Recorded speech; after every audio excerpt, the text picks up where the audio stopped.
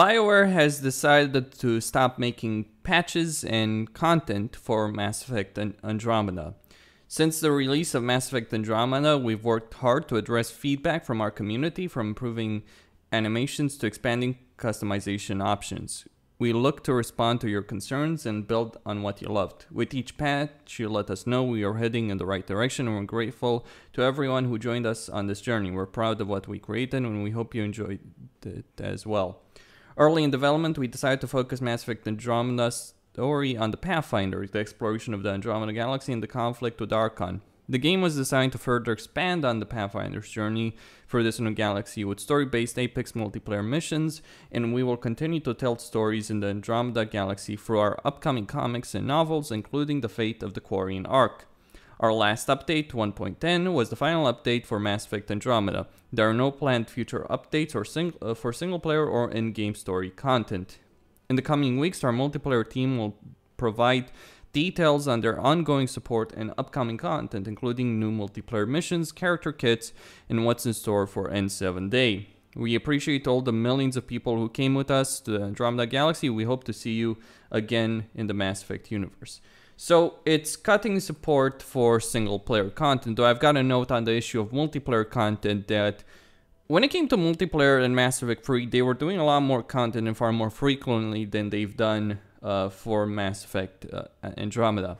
And so the big issue that I see personally with multiplayer Mass Effect Andromeda, there isn't a whole lot of content being added in the game. So that's a problem. They've cut significantly the team from Bioware Montreal. In fact, they've merged Bioware Montreal with Motif Studios, who are working on Battlefront 2 for the story, if I'm not mistaken.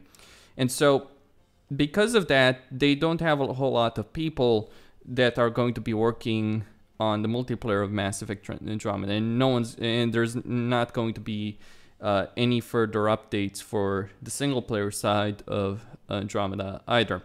I think Mass Effect Andromeda, for a lot of people, was a disappointment. I mean, for a lot of people, the story was pretty garbage. People hated the facial animations, the lip syncing, and there were certainly a lot of problems on those levels. Problems that they haven't fixed. They improved some things, the eyes specifically. They improved the eyes of characters, but they didn't fix the lip syncing. They didn't fix the facial animations. They didn't fix the character creator. Even though they said that they were actually going to improve all of those things, they decided that they're to cut their losses.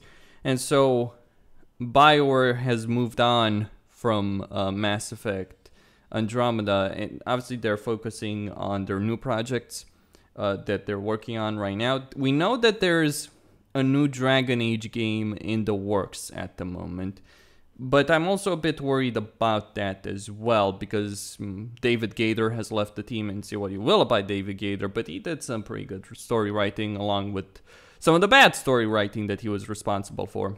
And without him at Bioware, then I think there's reasons for concern when it comes to Bioware. I think, when you look at Dragon Age Inquisition Trespasser, there were plenty of warning signs there. And so, Mass Effect Andromeda being a failure for the company, which it obviously is. Though we know EA considers the game to have helped their quarterly earnings, but it's a failure in the sense that it's seen as a failure by a lot of players. A lot of people aren't happy to say the game. Now, as far as I'm concerned, I liked the combat. I feel that the combat of the game really delivered a very solid experience, a very enjoyable experience, even though there was a lot of repetitive nonsense going on in the open world content. And I think a lot of people didn't particularly like that aspect of the game. I mean, everyone's trying to do open world games at the moment, and many people are failing at doing open world games. So maybe Bioware should stop trying to do that. I recently played Dragon Age Inquisition, finishing a playthrough after going through Mass Effect Andromeda. And one of the things that did stand out to me, yes, the combat is worse. That's absolutely true. But there's a charm to Inquisition's world design that doesn't exist in Mass Effect Andromeda. It's a lot more what's the term I'm looking?